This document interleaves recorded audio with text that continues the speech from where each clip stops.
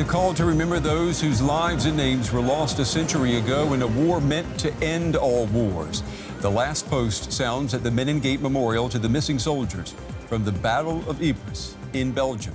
One important moment and marker as Europe and the world remember the millions who died in the Great War, the First World War, the war that ended 100 years ago today. In the French capital, Paris, more than 60 world leaders are gathered to mark the centenary of the 1918 armistice. President Emmanuel Macron is arriving at the Arc of Triumph, France's main war memorial, to lead that commemoration. We'll take you live to Paris, the Belgium city of Ypres, and later London, where major British ceremonies are also taking place. DW News' special coverage begins now.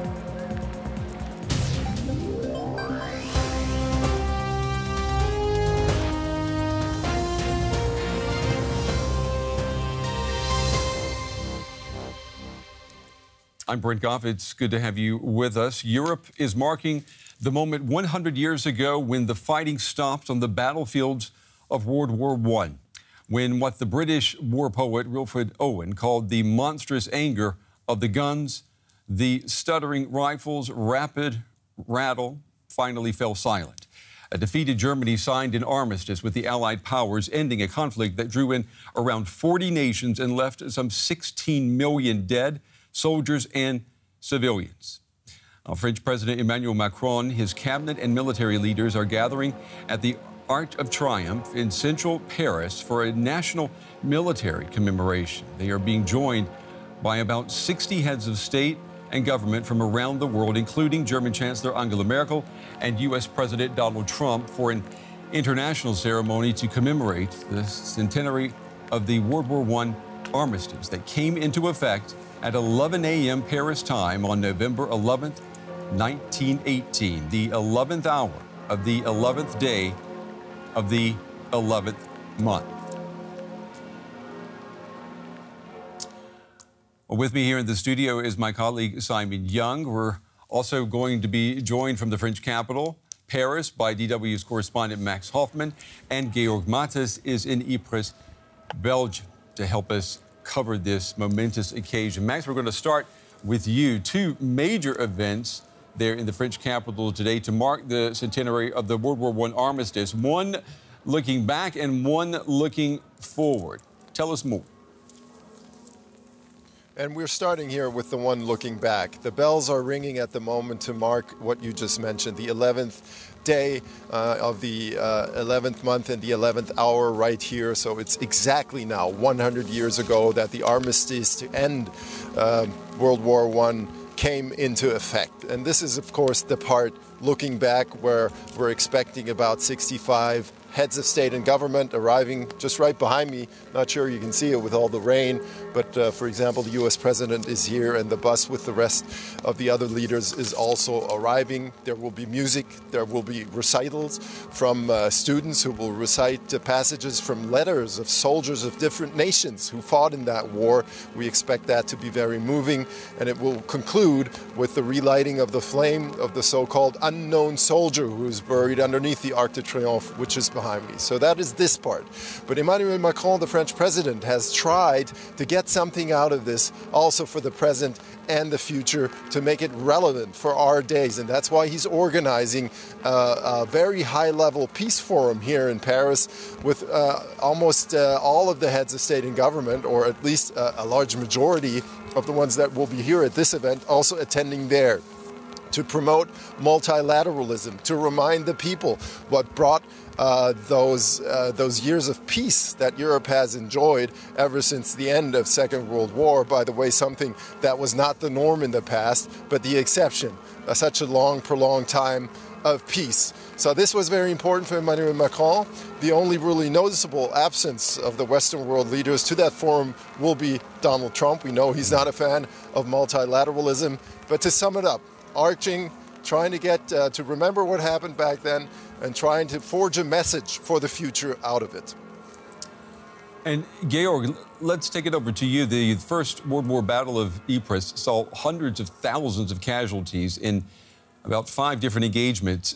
Talk to us a little bit about how the armistice is being marked there where you are today. Brent, actually, we have just reached the peak of today's ceremony here. The last post is going to be played by the fire brigade from Belgium, as it has been played since 1928. So let me show you a few of the pictures, if my cameraman can zoom in, of what we see here. This is quite a ceremonial moment. We're standing under the Menin Gate. It's the key gateway or memorial site, if not the key memorial site. Winston Churchill once said about this site, this is the most sacred place for Britain in all of the world. 250,000 British soldiers died in Ypres and around in Flanders fields. And all around in this memorial site, you have the names of 50,000, more than 50,000 British soldiers engraved who have died in an unknown place. Okay, Georg, thank you very much. Let me bring this over now to Simon, who's in the studio with me. Simon, we see right there the commemorations of where the fighting actually took place and where the fighting ended 100 years ago. But we know that there's one point of all of this commemoration today is to think about the situation of world peace today moving forward. We know that 60 international leaders are gathering in Paris to talk about not only war, but to also talk about peace. What lessons do you think they will be drawing from events that took place 100 years ago today? Well, there are lots of lessons to draw, but of course people have talked about back then the First World War as the war to end all wars. And as we know, the history of the 20th century and continuing today has shown us that that sadly was not the case. So, as Max mentioned, President Macron's got his peace forum today, but it's just one of dozens, a legion of initiatives down the decades to try and learn those lessons. Of course, back then there was a new order in Europe, a new order in the world, the League of Nations, and the American President Woodrow Wilson, you know, was key behind that. And mentioning the American president, of course, President Trump is at the focus of many people's concerns here in Europe today for the way that he's disrupting the international order. So what lessons will they seek to learn? Well, from the European perspective, certainly, how can we cooperate better in these uncertain times and ensure peace in the future? We're looking right now at live pictures. We can see the French president and the German chancellor among world leaders now who are arriving for this centenary commemoration. You see them right there. It's raining there in Paris, and it's hard to actually make out some of their faces because of all of the umbrellas. Simon, how much fear is there today, though, that the lessons learned 100 years ago are being forgotten? You know, you talk about, for example, U.S. President Donald Trump, and he's not going to be at the Peace Forum later today, and there is a rejection today of multilateralism, the multilateralism that many say is responsible for the peace that we have enjoyed now for so many decades. Well, I think you're right. It's crumbling in some places, but in others it isn't. Of course, the European Union project, which was really born out of the Second World War, but the Second World War was arguably a direct result of the First World War. You know, that tradition of international cooperation in Europe continues, and countries like Germany, of course, continue to, and France, I should say, particularly as the stand at the centre of the European Union project, even in these times of Brexit, when the United Kingdom as a major European country is taking a different path. So there are concerns, but for instance, we saw yesterday those unprecedented images of President Macron and Chancellor Merkel at the site where the German defeat in the First World War was signed, in that railway carriage near Paris. You know, that's a sign that, you know, reconciliation between those two nations at least has come a very long way, and forms the foundation of the European unity that is most obviously expressed by the European Union. And it's important to note that, too, that if you are doing a comparison of how geopolitics were 100 years ago compared to today, a fundamental difference is the German-French alliance and friendship today that did not exist 100 years ago. Absolutely. And of course, in many ways, it was that animosity between France and the German Reich that was one of the key the key factors which launched the First World War. Indeed, the whole European map of powers that were hostile to one another, the Russian Empire, the Ottoman Empire, the Prussians and the Austro-Hungarians, these empires that actually have been swept away by history, but those nationalisms, which were really the kind of the essential starting point for the First World War to happen, and those nationalisms were thought dead until relatively recently, until we've seen the rise of nationalists and populists in different places in Europe in recent years, and that I think is concentrating many people's minds in Paris and around Europe today. And we're seeing these live pictures. If you're just joining us now, you're looking at live pictures from Paris at the Arc of Triumph, and you're seeing there the German Chancellor along with the French President, Emmanuel Macron, and to his right is his wife standing there. We can see her, and they are gathering for these commemoration events, which are scheduled to get underway at any moment now. Let me go back to Georg, if we can. Georg, I wanted to ask you, there where you are in Belgium, has this sense of learning from the past, how present is that where you are? I mean, you've covered the events leading up to today. You also covered the events 4 years ago when the commemoration events were held to mark the beginning of the First World War. So talk to me a little bit about lessons learned. Do you hear that mentioned time and time again? Absolutely, Brent. What I can tell you is that I've talked to a number of people here this morning. There was a huge poppy parade going through the town with a lot of military from the UK, but also with Belgian representatives here. And overall, this is, for Belgium, this is not only a commemoration of the people who have died in the Second World War, but this is also a celebration of the European project, of the if you want solutions for the future, for the children. Many people here said to me, what we have to take away from this is mainly that there can be reconciliation. Now, one has to understand that unlike France, this in Belgium has never been referred to as the Great War. So you never had this patriotic identification with something that united a nation as it did for France. In Belgium, for Belgium, this was mainly a meaningless killing of people. Which means Belgium was mainly regarded as from the German side as a stubborn army that stopped their march towards Paris coming from Germany. And Max, in Paris, let me ask you, drawing these lessons from 100 years ago, what is the role of French President Macron today?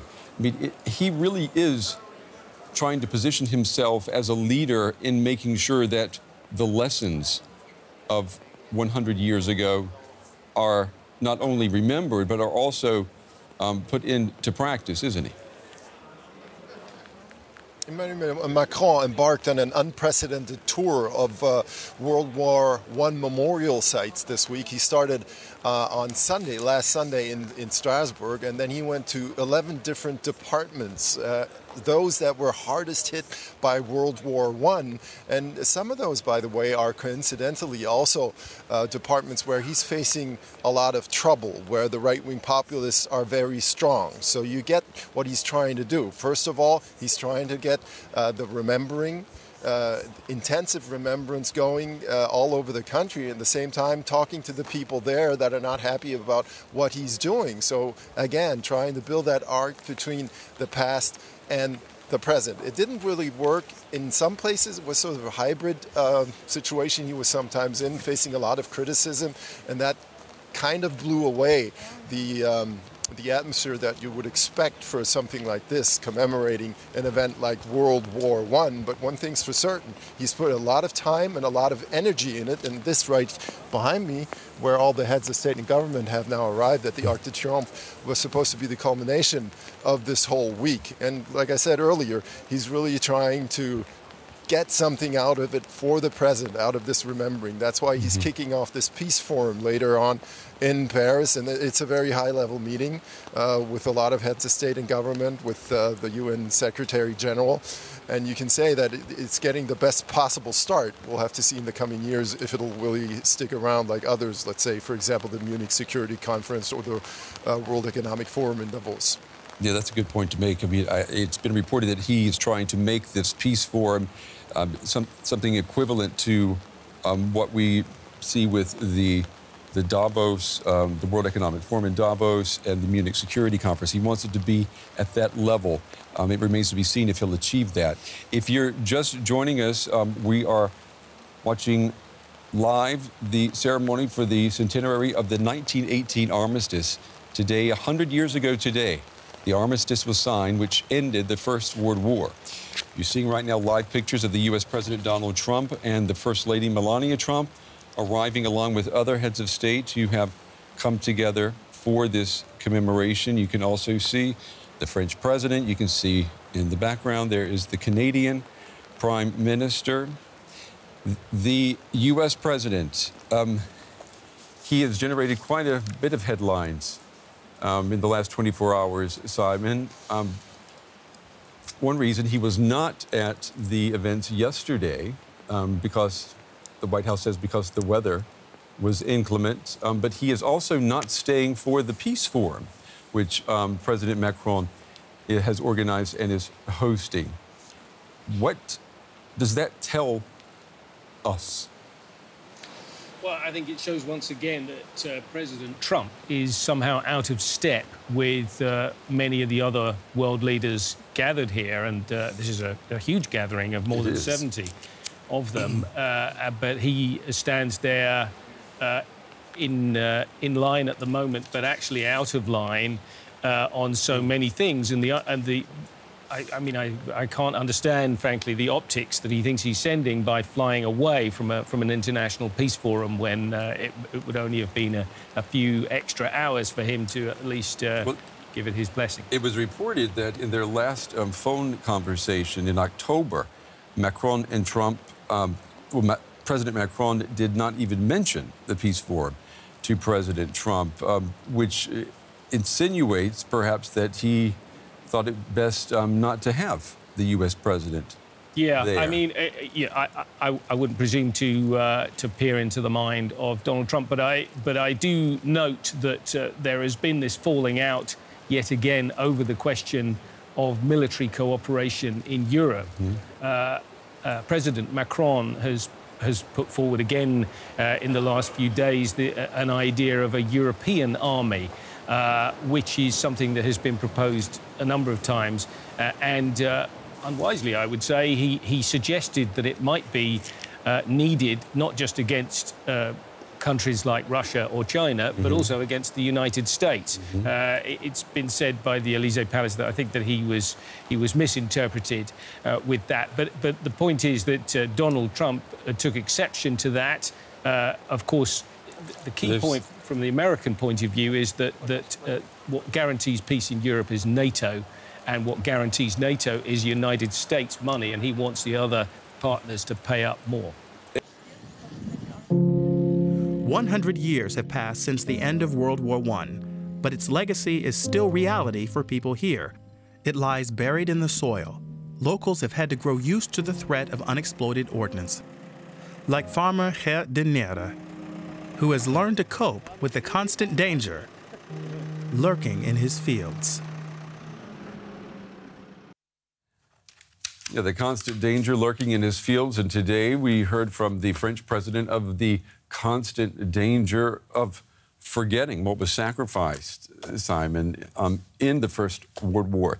I'll ask you what I asked Max, too. Who was he talking to? Who was his speech aimed at today, do you think? Well, I mean, it was an extraordinarily wide-ranging speech. The kind of vision of international cooperation that President Macron built up based on the memories of the First World War. Of course, he started with his sort of history lesson, talking about the pain and the suffering, the victims, the millions of victims, not just the military victims, but also the civilian dead of the First World War. And he said that in 1918, Europe was on the verge of committing suicide. I thought that was a very resonant phrase. And even then, he said, when we think of the history, it seemed like a long time ago, but in some ways it was yesterday. And of course, then he's moving towards the idea that we must learn the lessons. We must take the pain of that time and allow it to guide us to the future. And he pointed out that even immediately after the First World War, the first sort of shoots of international cooperation, the international order that we have today, were being thought of, the League of Nations and so on. And he even said people began to dream of political Europe back then. So, you know, he started to sort of make this political speech that you were talking with Max about earlier, and it's a fine line to tread. He went on to say that, you know, we see now the cooperation between Germany and France and their will to construct the European Union. The United Nations, he said, was another sort of milestone on this path.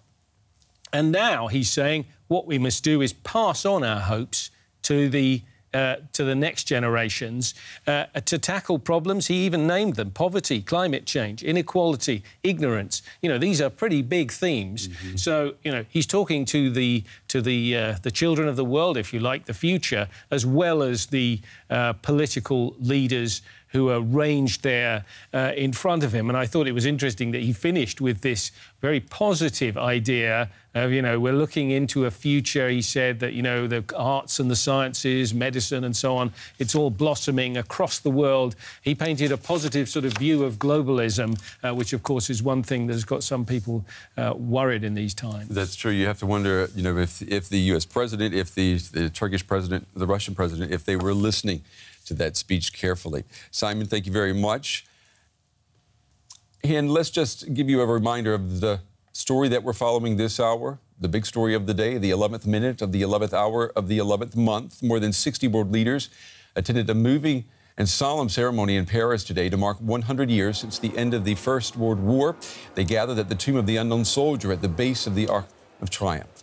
France was at the epicenter of the world's first global conflict. The ceremony was punctuated by classical music and soldiers' testimonies read out in different languages on hearing that the war had finally ended.